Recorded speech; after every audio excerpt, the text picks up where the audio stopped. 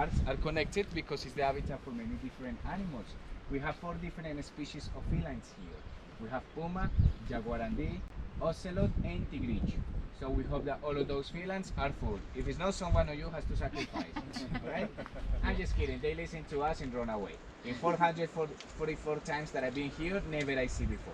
But we know that we can find them because there are camera traps and they take the photos, they take the videos. So that's why we know that we can find them. Okay? Also, guys, we have a different species like opossums, sloths, monkeys, fox, snakes, tarantula. You see the orange flower? This flower we call spoetophyes. It's a beautiful flower, but it's invasive species because they cover the trees cannot take sun, cannot make photosynthesis, and the tree die. This is a good example when the people take seeds, plants, animals, and move to another place that is not from this place. What's happened? We can damage the ecosystem. Another example, Pablo Escobar brought just 4 hippos from Africa, and now we have hundreds of hippos in Colombia. And they are living in one of the main rivers that we have that is called Magdalena River. Many people go there to fishing. And you know that the hippos is one of the most dangerous animals around the world. So they try to kill the people, they try to kill the other animals.